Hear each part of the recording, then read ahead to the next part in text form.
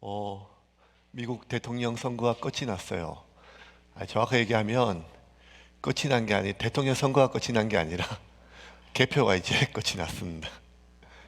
대통령이 이제 누군지 결정이 됐지요. 이렇게 개표가 오래 걸리는 선거도 처음 봅니다. 초반에 예상을 깨고 트럼프가 이기는 것처럼 다 나오더니 또 어떻게 앞치락 뒤치락 이런 걸 보면서 각 전 세계에 있는 모든 언론들이 또 특별히 미국에 있는 많은 언론과 또 그런 여론조사 기관들이 수백억을 써서 이번 대선이 어느 방향으로 갈 것인가, 누가 될 것인가 그렇게 예측하기 위해서 돈을 많이 쓰고 또 선거가 끝난 뒤고 계속 개표하는 도중에서도 누가 될지 한치 앞을 알 수 없는 그 상황 속에서도 사람들이 같이 예측을 하고 또 예측을 하고 예측을 합니다.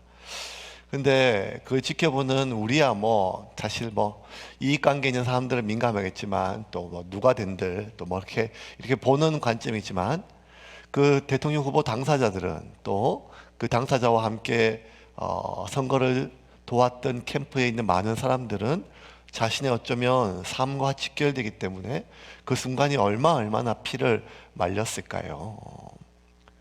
결과를 미리 알면 좋은데 이 사람의 앞날을 누가 알 수가 있겠습니까? 미리 알면 다 편하지요. 그런데 뒤돌아보면 그렇게 큰 일이 아닌데 결과를 알지 못한 상태에서 순간순간 그 순간을 견뎌내기는 참 쉽지를 않습니다. 사랑하는 가족 중에 누군가를 아주 큰 수술대에 수술실에 집어넣어 보신 분들은 아실 거예요. 그 수술 긴 시간 동안 얼마나 피가 말리는지. 저도 어머님 수술할 때 수술 전에 한 40분 정도 수술 동의서를 쓰게 하고 설명을 하는데 40분 동안 저는 이렇게 수술하겠습니다. 이렇게 수술해서 이렇게 나을 겁니다. 뭐 이런 설명인 줄 알았더니 40분 내내 이렇게 해서 돌아가실 수 있습니다. 이래도 돌아가실 수 있고 저래도 돌아가실 수 있고 저래도 해서 막 온갖 돌아가실 수 있는 경우의 수를 수백 가지를 다 얘기를 하고 자 사인하십시오 이렇게 얘기를 하니까 이게 그전까지는 그냥 뭐 이렇게 좋은 병원이고 또 요새 의술이 발달이 되어 있으니 어떻게 되겠지 하는 마음이 있지만 사인하고 나서 수술실에 어머니를 모셔다 드리고 나서는 그 시간 동안 아주 이게 사람이 참 지금 돌아보면 결과를 다 아니까 그때 뭐 그렇게 하고 뭐 이렇게 할 수 있겠다 싶으면 결과를 알지 못한 상태에서 그의 순간순간마다 그것이 나의 향후 1, 2년과 아니 10년과 아니면 내 삶과 직결된 무엇의 결과를 기다리고 있는다는 것은 참 피가 말리고 뼈가 마르는 그런 상황이죠. 조금만 미리 알면 괜찮을 건데 하나님은 그 미리 아는 것을 허락하지를 않으신 것 같아요. 주님께서 우리의 길을 인도하시는데 좀 앞으로 이렇게 하면 되겠다 싶어서 좀 길게 얘기해 주시면 되겠는데 주님 항상 다음 발자국만 얘기를 해주세요. 그러니 이것이 참 얼마나 어렵겠습니까? 이 세상에서 가장 지혜로운 사람, 지금 우리가 살고 있는 시대가 아니라 인류 역사를 통틀어서 가장 지혜로운 사람 중에 한 명이라고 하는 솔로몬이 그가 가지고 있는 지혜로 세상을 살아보고 또 세상에 살아가는 수많은 사람들의 삶을 지켜보니까 그가 내린 결론은 헛되다는 것. 그리고 또 하나는 천하 만물이 정한 기한이 있고 범사에 하나님께서 정한 때가 있다는 것입니다. 날 때가 있으면 죽을 때가 있고 기뻐할 때가 있으면 슬퍼할 때가 있고 웃을 때가 있으면 울 때가 있으며 화평할 때가 있으면 전쟁할 때가 있고 찢어질 때가 있으면 다시 하나 될 때가 있다는 것입니다. 어쩌면 이 말이 그 말장난 같고 당연한 말 아니냐 싶지만 우리가 인생의 어려움에 많은 반복된 삶을 겪고 나서 그 이야기를 접할 때 보면 그래 세상에 정말 어떤 문제들은 정말 대부분의 문제들은 우리의 선택의 문제가 아니었던 것 같아요. 우리의 선택이 잘못됐나? 더 좋은 선택이 있었나 하는 후회 이런 부분이 아니라 또 우리의 선택이나 우리의 노력의 결과가 아니라 인생의 많은 부분들은 때와 시기의 문제라는 것이었습니다. 어떤 것들은 우리가 아무리 발버둥을 쳐도 그 시기가 지나지 않으면, 그 때가 되지 않으면 벗어날 수 없으며, 또 어떤 시기들은 우리가 아무런 노력을 그렇게 애쓰지 않아도 그 시기가 벗어나거나 또 새로운 시기가 우리에게 오듯이, 마치 우리가 밤새도록 지구를 돌리지 않아도, 지구가 돌아가게 하기 위해서 애쓰지 않아도 저 수평선 안에 떨어졌던 그 해를 끄집어 올리기 위해서 가진 해를 쓰지 않아도 때가 되면 지구는 돌고 해가 뜨고, 심지어 한여름의 그 뜨거운 때약빛이 언제나 싶듯이 아침에 일어나면 어느새 선선해지는 이 계절처럼 어떤 것들은, 아니 삶의 많은 부분들은 우리의 노력과 선택의 문제가 아니라 때와 그리고 시기의 문제라는 것입니다. 단지 그 때를 우리가 견디고 그 때를 기다리는 것이 어쩌면 무엇이 더 옳은 선택이었고 무엇이 더 잘못된 선택이었는지 후회하고 시간을 낭비하기보다 그 때를 기다리고 그 때를 견디는데 우리의 삶을, 에너지를 쓴다면 훨씬 더 삶이 나을 수도 있겠지요. 근데 문제는 그 시기가 언제 끝날지, 그 시기가 언제 올지 사람으로는 알 수 없다는 것입니다. 왜? 하나님이 그렇게 만드셨다는 거예요. 인간이 그 모든 일의 정한 때를, 그 시작과 끝이 어떻게 될지와 언제 이루어질지 알지 못하게 하나님이 감추어 두셨다는 것입니다. 그래서 천하 모든 때가 있음을 얘기하고 나서 솔로몬은 전도서 3장 11절에 이렇게 이야기합니다. 같이 한번 볼까요? 같이 읽겠습니다. 하나님이 모든 것을 지으시되 때를 따라 아름답게 하셨고 또 사람들에게는 영원을 사모하는 마음을 주셨느니라. 그러나 하나님이 하시는 일의 시종을 사람으로 측량할 수 없게 하셨도다. 때를 따라 아름답게 하셨고, 이게 언젠가 하면 지나가서야 그래요. 지나보면 다 아름다운 추억이죠. 지나가는 건 다 추억이에요. 근데 당할 때는 상처예요. 상처예요. 예. 지나가 보니까, 제가 중학교, 고등학교 다닐 때는 왜 그렇게 선생님들이 때리셨는지, 그 밀대차로 이런 게 진짜 서너 개씩 부러졌었어요. 그때는 진짜 앞에 쭉 세워놓고 야간 자율학습 때 도망간 놈들 쭉 세워놓고 제가 제일 마지막에 맞았어요. 제가 반장임에도 불구하고 도망가가지고. 그러면 이제 그때 하여간, 근데 지나고 보면 그때는 그렇게 아프고 어떻게 이렇게 때리냐 이렇게 싶었는데, 삶의 모든 문제는 좀 지나가 보면 다 꽃길이었고 뒤돌아보면 꽃길이었죠. 하지만 앞을 보면 늘 가시밭길처럼 우리의 삶은 결과를 알고 있는 상태에서는 다 어떻게 될지 아니까 편안한 마음으로 때를 따라 하나님께서 모든 것을 아름답게 정하셨고 때때로 이른 비와 늦은 비로 우리를 먹이시고 입히셨다고 고백할 수 있지만, 어려움의 한가운데, 삶의 풍랑의 한가운데, 이 광야의 한가운데서는 하나님 어느 때입니까? 하나님 언제입니까? 도대체 주무십니까? 라고 부르짖을 수밖에 없는 것이 인간의 연약함이죠. 왜 하나님은 좀 그 때를 알지 못하게 만들었을까요? 조금만 미리 알 수 있으면 얼마나 좋겠습니까? 그거는 아무리 믿음이 좋다 해도 그 때를 알 수 없어서 고통 한가운데 있는 바울의 마음도 마찬가지가 아니겠습니까? 바울도 마찬가지죠. 하나님이 최후 승리 얻게 하실 줄 알죠. 하나님이 살아서 로마까지 데려가신다고 아셨으니 그렇게 하신 건 알아요. 하지만 그럼에도 불구하고 어떻게 되어질지, 아니야, 전혀 하나님이 말씀하신 것과 반대되는 상황이 반복되니까 바울 역시 두려움과 불안이 그의 마음을 가득 채우지 않겠습니까? 바울에게 가장 두려운 일이 생겼어요. 여기서 가장 두려운 일, 바울이 안 당해본 일이 어디 있겠어요? 바울이 안 들은 욕이 어디였겠어요? 바울이 진짜 인간 이하의 짐승 같은 일을 안 당해본 게 없는데, 그럼에도 불구하고 산전수전 공준전 다 겪었던 이 바울에게도 정말 두려운 일이 생겼어요. 그게 뭔가 하면 오늘 12절과 13절입니다. 같이 읽겠습니다. 날이 새매 유대인들이 당을 지어 맹세하되 바울을 죽이기 전에는 먹지도 아니하고 마시지도 아니하겠다 하고 이같이 동맹한 자가 40여 명이더라. 여러분, 참 놀라운 건 날이 샘에 어떤 날인가 하면 12절 바로 11절에 이런 말씀이에요. 그날 밤에 주께서 바울 곁에 서서 이르시되 담대하라. 내가 예루살렘에서 나의 일을 증언한 것 같이 로마에서도 증언하여야 하리라. 그리고 날이 샘에, 그러면 원래 이 글의 흐름대로 가면 유대인들이 당을 지어 맹세하되 바울을 로마까지 안전하게 호송하기 때까지, 보호하기까지, 데려가기까지는 내가 자지도 않고 먹지도 아니라고 맹세한 자가 40명이 되었다. 이게 맞잖아요.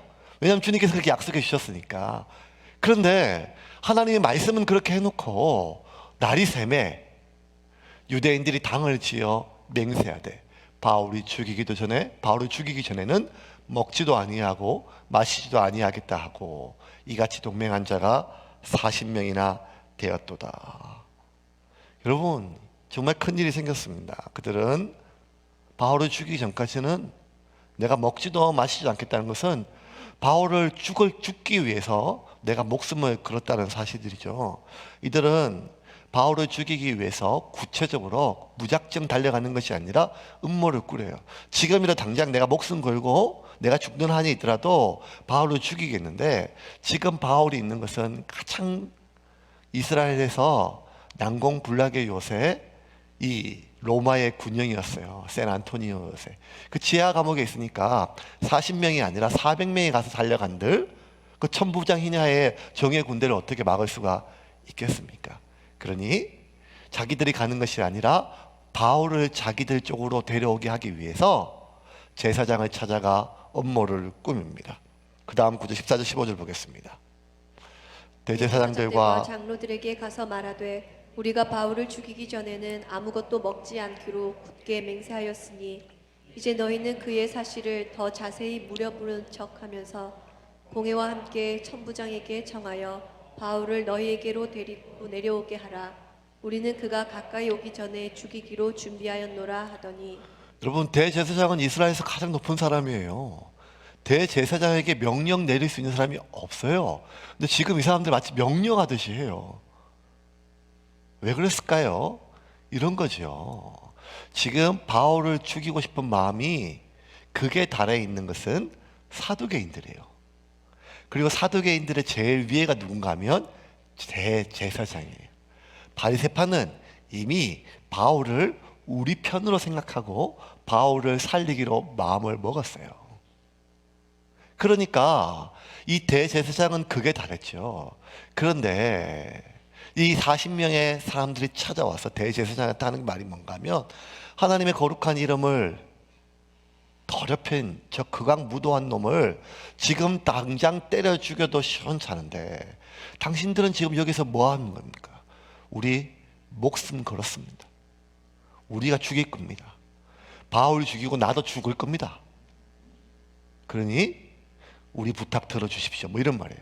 그러니 대제사장과 그 무리가 그들의 부탁을, 아니 명령을 안 들어줄 리가 만무하지요. 바울에게 더 조사할 것이 있으니 바울을 대제사장 관저나 그 무리로 데려오라고 그 로마 당국이나 사내들인 공회에 요청하라는 것입니다. 두 군데가 요청해야 돼요. 하나는 사내들인 공회. 사내들인 공회에는 여전히 한 절반 가량은 바리새인들이 자리를 잡고 있으니 허락을 얻어내지 않겠습니까? 두 번째는 아무리 허락을 받아도 지금 바울의 신병을 확보하고 있는 것은 천부장이니까 천부장의 로마 당국의 행정국에 요청을 하라는 것입니다. 대제사장이 당연히 그 부탁을 들어주겠다고 약속을 하였죠. 그런데 이렇게 진짜 보안이 철저한 이 문제가 어떻게 됐는지 또 신비롭게 바울의 조카에게 흘러갔어요. 성경에서 바울은 한 번도 그의 가족이 나타난 적이 없거든요. 근데 딱 한 번 외조카가 이때 한번 등장을 해요. 한번 읽어볼까요? 같이 읽겠습니다. 그 다음 구절. 바울의 생질이 그들이 매복하여 있다 함을 듣고 와서 영내에 들어가 바울에게 알린지라. 바울이 한 백부장을 청하여 이르되 이 청년을 천부장에게로 인도하라.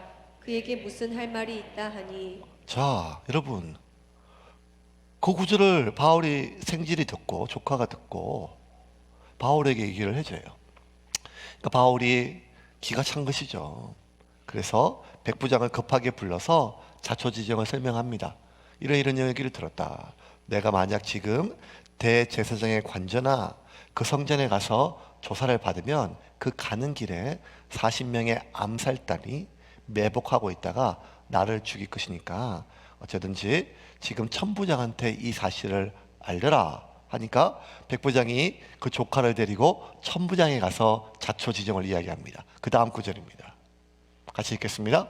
천부장에게로 데리고 가서 이르되 죄수 바울이 나를 불러 이 청년이 당신께 할 말이 있다 하여 데리고 가기를 청하더이다 하매 천부장이 그의 손을 잡고 물러가서 조용히 묻되 내게 할 말이 무엇이냐. 무슨 말이냐 이렇게 물으니까 20절 대답하되 유대인들이 공모하기를 그들이 바울에 대하여 더 자세한 것을 묻기 위함이라 하고 내일 그를 데리고 공회로 데려오기를 당신께 청하자 하였으니 당신은 그들의 청함을 따르지 마옵소서. 그들 중에서 바울을 죽이기 전에는 먹지도 않고 마시지도 않기로 맹세한 자 40여 명이 그를 죽이려고 숨어서 지금 다 준비하고 당신의 허락만 기다리나이다 하니. 자, 이렇게 들을 거니까 천부장이 청년을 보내며 경계하여 이르되 22절 틀어주세요. 22절 이 일을 내게 알렸다고 아무에게도 이러지 말라 하고 그러면서 이제 명령을 내려요. 어떤 명령인가 하면 바울을 호송하기 위하여 가이사랴까지. 바울을 어디로? 대제사장의 관저가 아니라 지금 바울에 대한 신문이 끝이 안 났어요. 사법부의 재판이 끝이 안 났어요. 그러면 바울은 지금 그 다음에 어디로 가야 되는가 하면 이게 1심이 될지 2심이 될지 3심이 될지 모르니까 재판 도중에 지금 난장판이 돼서 법정 소란으로 인하여 지금 미결수인 죄수를 다시 구치하고 있었거든요. 구금하고 있었거든요. 그럼 다시 재판이 사내들인 공회가 열려서 그 재판을 확정해야 되는데 이 천부장이 바울을 사내들인 공회 재판이 아니라 가이사라로 보내요.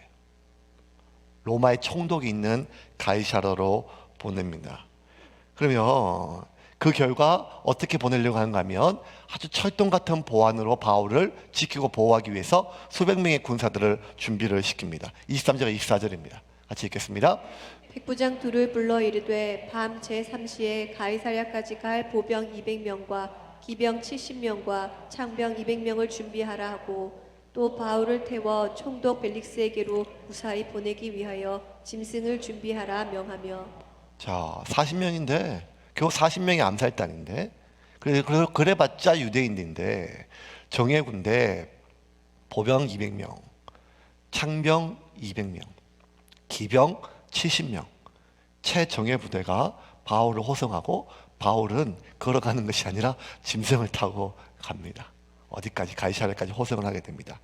이 마지막까지 읽어보면 사실 바울이 진짜 절대절명의 위기에 처해졌는데 하나님의 특별한 은혜로 그 암살의 음모가 바울의 조카에게 알려지고 그리고 하나님의 보호하심을 통하여 특별한 은혜로 말미암아 로마 당국과 이야기가 잘 되어서 바울은 수백 명의 군사에게 보호를 받아 안전하게 그리고 무사히 가이사라의 가이사라에 호송되었다고 하는 은혜로 이야기가 마무리되는 거죠. 근데 여러분 여기서 하나 우리가 중요한 게 봐야 될 게 뭔가 하면 지금 이 모든 일의 결과가 다 끝난 뒤에 수십 년 뒤에 그 결과를 아는 상태에서 이 사건을 기록하는 누가의 관점이라 2000년 지나서 끝이 어떻게 될지를 다 알고 이 글을 읽고 있는 우리의 관점에는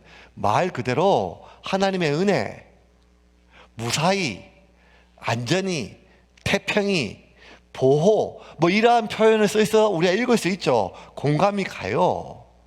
근데 이거는 말 그대로 그 결과를 미리 다 알고 있는, 이미 다 알고 있는 누가나 우리의 관점이라는 거예요. 우리가 다시 바울의 관점으로 되돌아보면 이거는 피가 말리는 상황이라는 것입니다.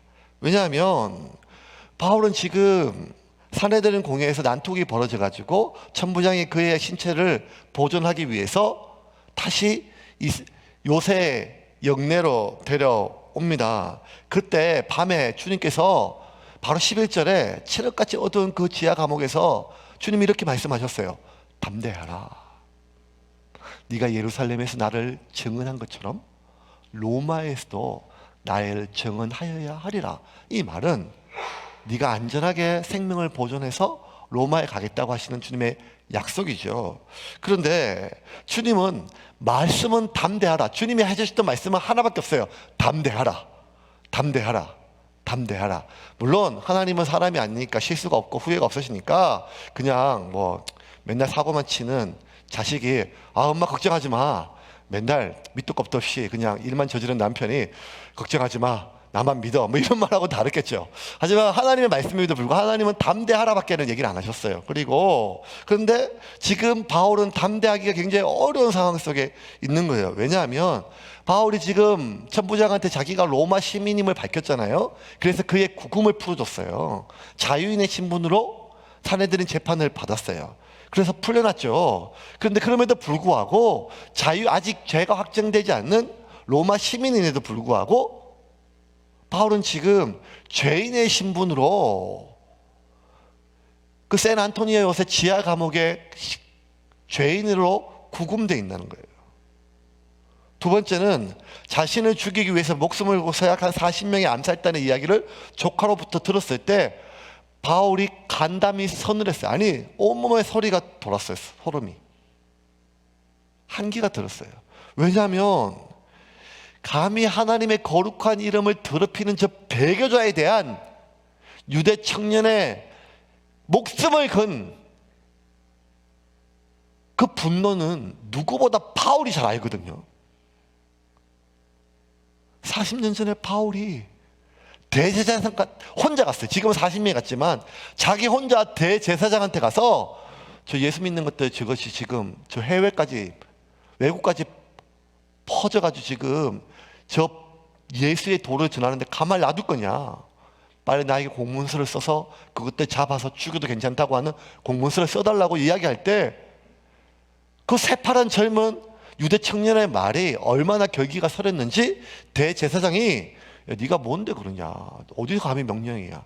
태도 똑바로 못해? 이렇게 하지 않고 그의 공문을 써줄 정도로 바울 한 사람의 살기가 바울이 누구보다 알아요. 그런데 그렇게 엄청난 살기, 목숨을 걸고 내가 반드시 죽이겠다고 하는 그 살기를 누구보다 아는 바울이 자기와 같은 사람이 지금 40명이 자기를 죽이기 위하여 피를 갈고 칼을 갈고 있다는 말을 들었을 때 이 바울의 간담이 얼마나 서늘해졌겠어요.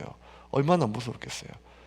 아무리 하나님의 말씀을 신뢰해도 바울 역시 엘리야와 같이 우리와 똑같은 성정을 가지고 있는 사람이니 당연히 두렵고 떨리는 것은 마찬가지가 아니겠습니까? 이 이야기를 기록하고 있는 누가나 이야기를 읽고 있는 우리처럼 결국 자신은 하나님의 은혜 안에 무사히 보호받고 수백 명의 군사가 보호해서 로마까지 갈 것을 미리 알았다면 괜찮겠지만 그 순간에는 바울은 두려울 수밖에 없고 불안할 수밖에 없습니다. 만약 바울이 이 상황 속에서도 그의 마음이 평안하려면 진짜 몇 가지 사실을 좀 미리 알아야 돼요. 첫 번째 알아야 될 건 뭔가 하면 이야기를 듣자마자 바울이 뭘 했는가 하면 지금 백부장을 불러서 이 조카를 천부장에 데려가라고 하는 말이에요. 그런데 여러분 상상을 해보세요. 바울은 지금 죄수의 심정이에요. 죄수의 심정. 죄수의 심정이 아니라 죄수예요. 죄수. 그런데 이 죄수의 말을 백부장이 무조건 듣고 그 유대 청년을 천부장에 데려갔다가 천부장이 너 지금 일 처리 어떻게 하는 거냐? 그 사실이냐 진짜냐? 정말 맞아? 확인해봤어? 확인을 안 봤는데요. 그놈 믿을 수 있어? 모르겠는데요. 그놈 누군데? 바울 조카인데요. 뭐 이렇게 하면 그냥 뭐 깨질 것은 자명한 일이 아니겠어요? 심지어 오늘 18절에 보면 이렇게 돼요. 18절에 제가 볼게요. 천부장에게 데려가고 이르되, 백부장이 하는 말이에요. 죄수 바울이 나를 불러 이 청년이 당신께 할 말이 있다 하여 데려가요. 죄수 바울이 이 청년이 당신께 할 말이 있다고. 여러분, 천부장은 예루살렘 최고의 치안 담당자예요. 개척교회 목사인 저하고 저 만나도 미리 전화해가지고, 목사님 그 시간 되십니까? 만날 수 있습니까? 내일도 제가 두 명이나 만나거든요. 두 명이. 부산에 있는 분 한 번, 또 한 번, 또 딴 데 와오시는 분. 전화 와가지고 일주일 전부터 시간 되세요? 약속하는 것이 맞거든요. 근데 로마의 최고 치안 담당자인 그 천부장을 만나는 일에 백부장이 그렇게 함부로 결정할 수 있는 일이 아니거든요. 근데 그게 이루어졌어요. 바울이 이 사실을 미리 알지 못했어요. 그런데 마음을 다해서 부탁을 한 거죠. 두 번째는, 그렇게 어렵사리 이 조카가 천부장을 만났다고 해요. 만났다 치면 천부장이 이 조카의 말을 믿는 것도 쉽지가 않아요. 왜냐하면, 야, 유대인들이 지금 그래봤자 그것들이 어떻게 이 로마 정예 군대를 이길 수 있다고 생각하느냐.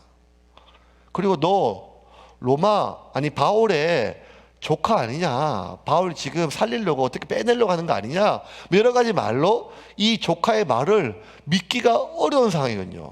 마지막으로 40명 400명이 아니고 40명, 야, 그 정도면 우리가 괜찮다. 한 200명 정도 가면. 그래봤자 그 사람들 뭐 종교인들 아니냐, 농부들 아니냐, 양치기 아니냐, 평민들 아니냐, 야, 그거 우리 군대가 일당백이야 하고 그대로 진행할 수 있는 일이었어요. 그런데 어떻게 된 것이, 그 40명이란 말을 듣고 천부장이 긴장해서 아무한테도 알리지 마라 하고 사내들인 공회에 다시 데려가기는커녕 가이사라로 보낸 것을 바울이 알았어요.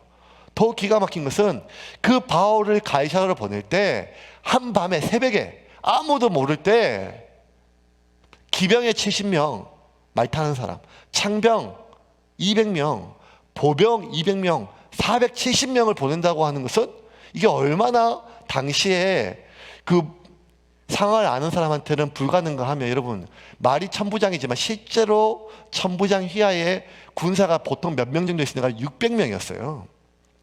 그러면 이 천부장 휘하에 600명 정도가 지금 예루살렘 치안을 담당하고 있거든요.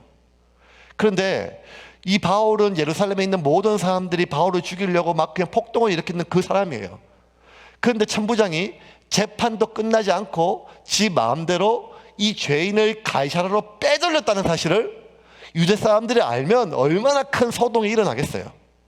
그러면 600명으로서 이 예루살렘 치안이 감당이 안 돼요. 예수님 당시에 한 5만 명 정도가 거주하였고, 그리고 상시, 제사나 유월절이나 이런 것 때문에 지내러 온 사람들이 수만 명이었기 때문에 600명으로 이 사람들의 폭동을 진압하는 건 불가능해요. 그러니까 600명도 모자라기 때문에 오히려 가이사라에 있는 총독에게 부탁해서 병력을 충원해야 될 상황이에요, 지금.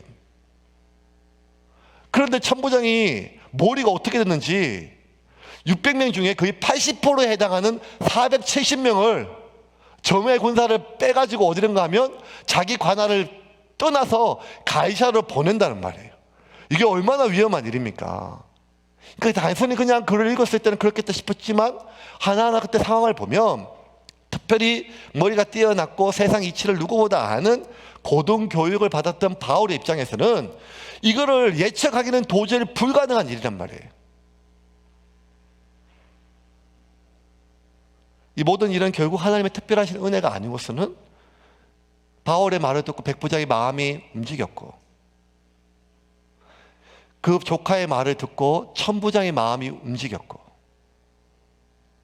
더군다나 하나님의 특별하신 은혜를 통해서 철저한 비밀과 보안이 유지되었던, 목숨을 걸었던 그 일에 얼마나 사람들이 보안을 유지했겠어요. 그런데 그것이 바울의 조카에게 알려졌고, 이 모든 것이 다 하나님의 특별한 은혜 속에서 이루어졌거든요. 그러니 바울이 당연히 예측하거나 알 수 있는 내용이 아닙니다. 그런데 놀라운 것은요, 이 모든 상황이 하나님의 특별한 은혜로 이루어졌는데, 하나님의 특별한 은혜로 바울이 미리 알게 되었던 건 하나밖에 없어요. 조카를 통해서 40명이 자기 죽이려고 지금 기다리고 있다는 사실이에요. 그것 말고는 바울이 알 수 있었던 사실이 하나도 없었어요. 하나님은 담대하라고 얘기했지만 담대할 수 없는 것, 미리 알았던 모든 내용은 자기가 40명의 암살단에 의해서 언제든지 죽을 수 있다고 하는 불안한 상황입니다. 바울은 아무것도 몰랐어요. 설교를 준비하면서 또 이런 생각이 좀 들지요. 아니, 하나님은 좀 미리 알려주시면 안 되나? 그냥 길게도 아니고 담대하라, 로마까지 간다 해놓고, 야, 내가 준비해놨어 400명. 아니 400명이 아니더라도 내 군사를 좀 준비했다. 내가 너 지켜줄 거다. 근데 그 어느 것도 하나님의 일절 말수 없이 하나님의 특별한 은혜로 알게 된 건 뭔가 하면 장차 나에게 닥칠 위험이 얼마나 위험한지에 대해서만 알게 된 겁니다. 하나님 조금만 더 말씀해 주셔가지고, 야, 좀 눅눅하지, 어둡지, 힘들지, 이 지하 감옥에 있는 게.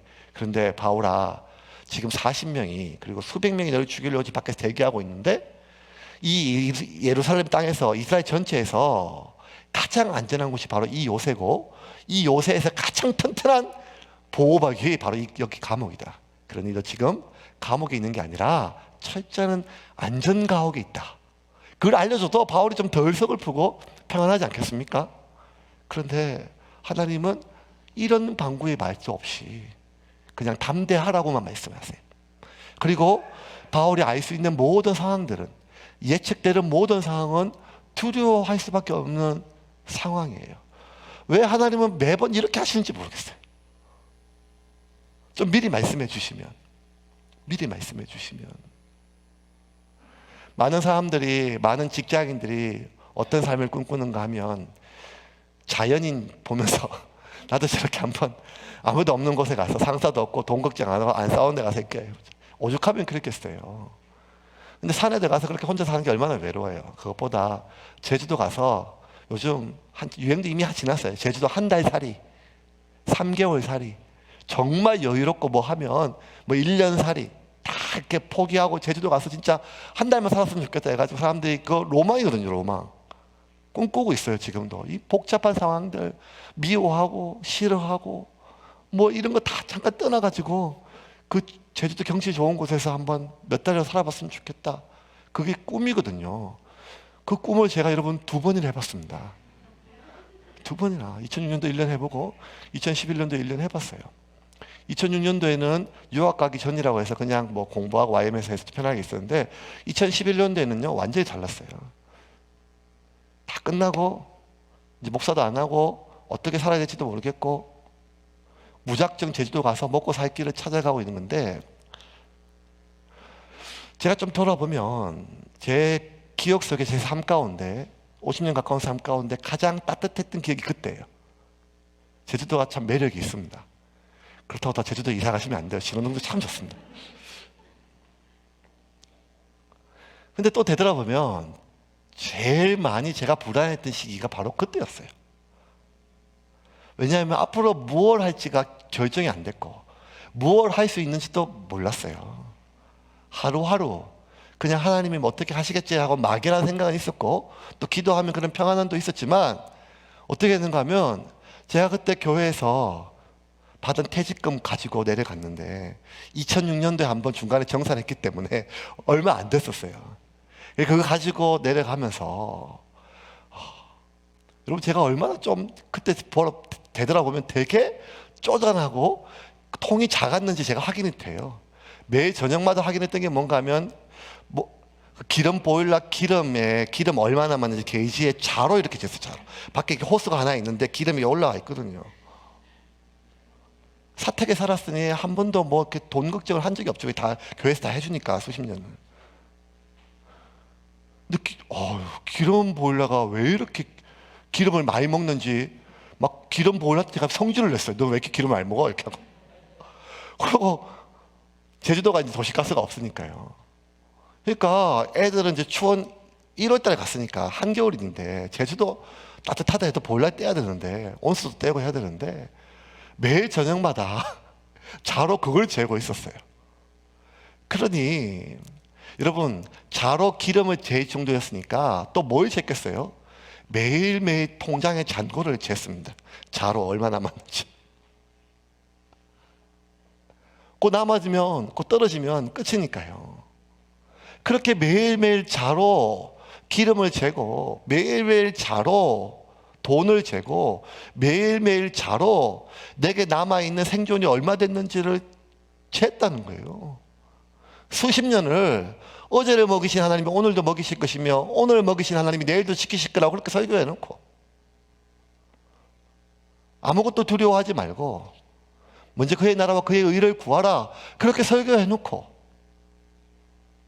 수십 년을 그렇게 설교해 놓고 믿으라고 해놓고도 정작 나에게 매달 들어올 수 있는 안정적인 수익이 끊어지니까 본능적으로 어떻게 되는가 하면 나의 미래를 하나님께 묻는 것이 아니라 나의 내일을, 모레를, 다음 달을 뭐에게 자꾸 믿고 묻고 의지되게 되는가 하면 남아있는 기름이 몇 센치 남아있고, 남아있는 잔고가 얼마 남아있고, 남아있는 나의 생존이 얼만큼 남아있는지 그걸 보고 있으니까. 제주도의 아름다운 곳이 얼마나 많아요. 그 쪽빛 바다와 기절할 만큼 아름다운 저녁 노을과 푸르디 푸른 한라의 하늘은요, 하루하루가 그냥 누리고 즐길 수 있는 것이 너무 많은데 그때는요 매일매일 아름답지만 불안했어요. 감탄했지만 두려웠어요. 다음 달에도 이걸 볼 수 있을까? 만약 그때 하나님이 저한테, 새벽마다 제가 기도할 때마다 하나님이 저한테, 희규야 걱정하지 마, 11월 달 돌이 떨어질 건데 11월 달 부산에서 전화가 올 거야. 굉장히 큰 교회에서 3년 동안 재밌게 사역하고, 그리고 3년이 끝나고 나면 너 개척할 거야. 개척 요새 어려운데 희규야 또 걱정하지 마. 제주도 이 노을보다 더 아름다운 노을 지는 바닷가에 예쁜 넓은 공간을 만들고 정말 좋은 성도들이 매일매일 넘쳐날 거야. 그러니 너 11월 달, 이 11개월, 1년 내가 너한테 준 휴가라 생각하고 노을 보고 한라산 보고 하늘 보고 마음껏 즐겨라. 그동안 고생했다. 공항이 올 만큼 힘들었으니 그렇게 해라 라고 주님이 말씀해 주셨다면 제가 왜 궁상스럽게 쭈그려 앉아가지고 기름을 쟀겠어요.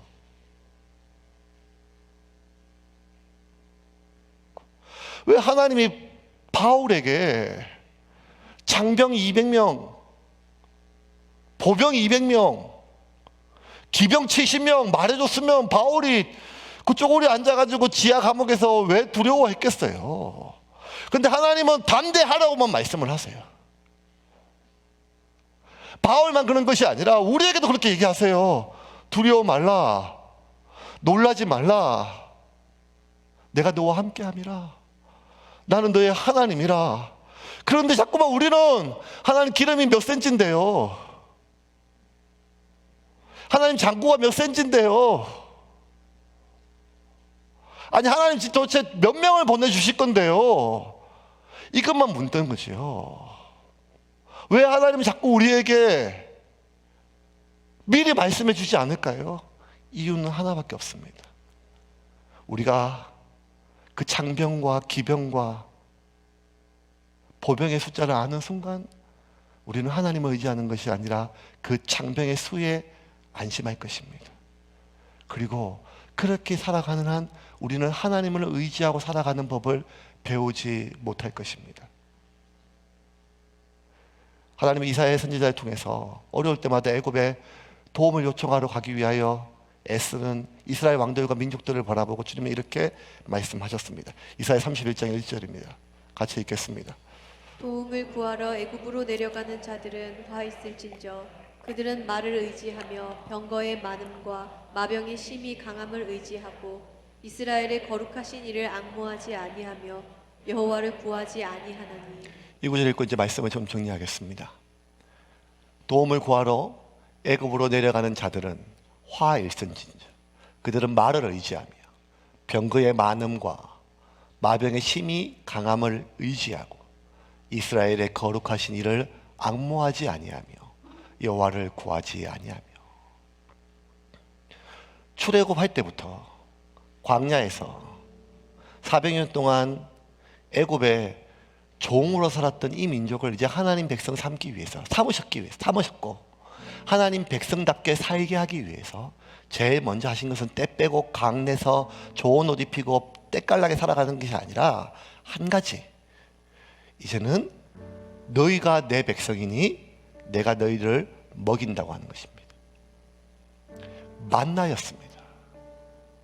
근데 하나님은 지독하게 오늘 줄 만나는 오늘 거두고 내일도 줄 테니 쌓아놓지 말라고 그렇게 명령했는데 400년을 노예로 살았으니 어제도 못 먹었던 종이 오늘도 못 먹고 오늘도 못 먹으면 내일도 못 먹은 것을 몸으로 경험했던 이스라엘 종들이 지천에 깔려있는 만나를 오늘 먹을 것만 손에 쥐고 있을 일은 만무하지 않겠습니까?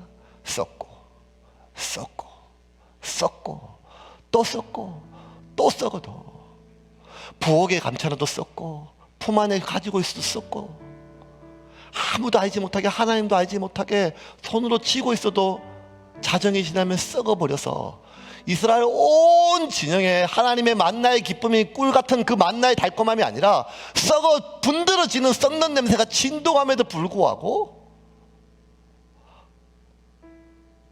이스라엘 백성은 지독하게 그 만나를 숨겼고 쥐고 있었고 하나님은 지독할 정도로 그걸 찾아가지고 썩게 만들었어요. 왜 하나님은 그냥 좀 냅두지, 그냥 내일 좀 편하게 오늘 자게, 그 만나 쥐고 내일 좀 편하게 오늘 자게, 이거 내일 우리 새끼들 먹이고 우리 아침 먹으면 되겠다. 왜 그렇게 지독하게 그렇게 썩게 하셨을까요? 그 만나를 쥐고 만나 때문에 평안히 오늘 자면 이 족속은 죽을 때까지 하나님으로 살아가는 법을 못 배우니까. 어제를 먹이실 하나님이 오늘도 먹이시고 오늘을 지키신 하나님이 내일도 보호하신다는 것은 마병과 창병과 보병과 그 모든 숫자에 자로 잰 듯한 얼마나 많이 쌓여 있는가가 아니라 나는 창조주 여호와시고 내가 너희의 하나님이며 너희가 내 백성이니 내가 너희를 지키고 인도한다는 것인데, 우리는 지금 집을 사놓지 않으면,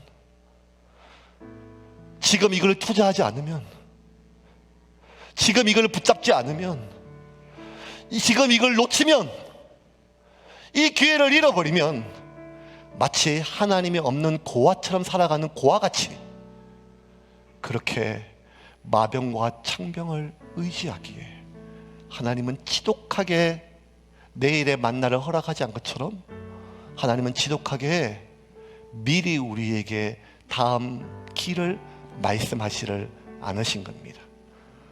사랑하는 세움교회 여러분, 하나님의 자녀가 되었으면 하나님으로 사는 법을 배웁시다.